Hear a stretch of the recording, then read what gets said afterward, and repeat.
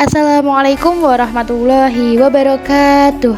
Hai, kembali lagi di video pembelajaran IPS MISD. Pada video kali ini kita akan membahas mengenai karakteristik pembelajaran IPS MI atau SD. Namun sebelumnya perkenalkan, nama saya Zulfa Aska Indah Maula dengan NIM 1262052111080 dari kelas PGMI 5E dengan mata kuliah pembelajaran IPS MISD yang diampu oleh Ibu Maftuka MPDI. Pembahasan yang akan kita bahas pada video kali ini yaitu poin yang pertama, apa itu karakteristik pembelajaran IPS MISD, dan poin yang kedua, apa saja karakteristik pembelajaran IPS di MI atau SD. Nah, selanjutnya masuk ke poin yang pertama yaitu mengenai apa sih karakteristik pembelajaran IPS MISD? Menurut KBBI, karakteristik adalah tanda, ciri, atau fitur yang bisa digunakan sebagai identifikasi. Karakteristik juga bisa diartikan sebagai sesuatu yang bisa membedakan satu hal dengan lainnya. Karakteristik pembelajaran IPS merupakan teori bagaimana membina kecerdasan sosial yang mampu berpikir kritis, kreatif, inovatif, berwatak, dan berkepribadian luhur, serta bersikap ilmiah dalam cara memandang, menganalisa, serta menelaah kehidupan nyata yang dihadapinya. Selanjutnya, karakteristik mata pelajaran IPS berbeda dengan disiplin ilmu lain yang bersifat monolitik. Ilmu pengetahuan sosial atau IPS merupakan integrasi dari berbagai disiplin ilmu-ilmu sosial seperti sosiologi, sejarah, geografi, ekonomi, politik, hukum, dan budaya.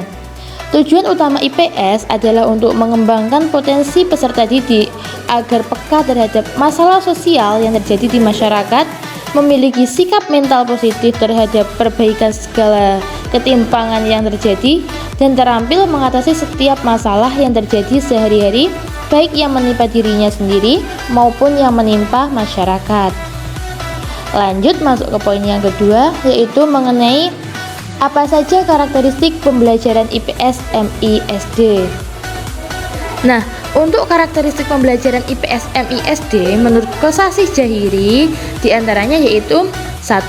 IPS berusaha mempertautkan teori ilmu dengan fakta atau sebaliknya, menelaah fakta dari segi ilmu. 2. IPS MISD memuat materi geografi, sejarah, sosiologi, dan ekonomi. 3. Penelaahan pembelajaran IPS bersifat komprehensif.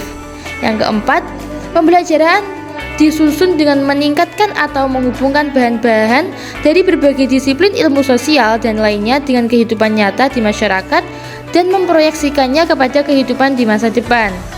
Yang kelima, pembelajaran tidak hanya mengutamakan pengetahuan semata, melainkan mampu membentuk karakter dan keterampilan yang bermanfaat dalam kehidupan sehari-hari. 6. Mengutamakan peran aktif siswa melalui pembelajaran inquiry. Selanjutnya, kalau dari sudut pandang lain, karakteristik pembelajaran IPS dapat dilihat dari beberapa aspek, seperti aspek tujuan, aspek pendekatan pembelajaran, dan juga aspek ruang lingkup materi. Untuk penjelasannya, yang pertama, karakteristik pembelajaran IPS dari aspek tujuan, ini yaitu pembelajaran IPS cenderung mengarah pada pengembangan intelektual, pengembangan rasa tanggung jawab sosial, dan pengembangan kepribadian siswa.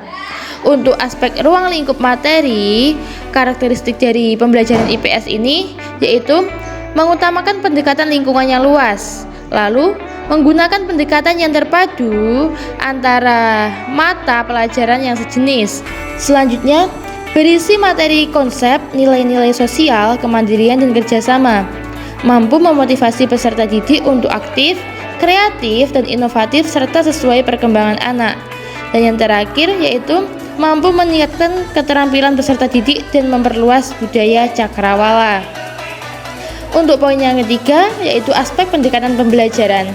Jadi di sini bidang belajar IPS sejak dimulai kurikulum tahun 1975 dan 1984 menggunakan pendekatan integratif.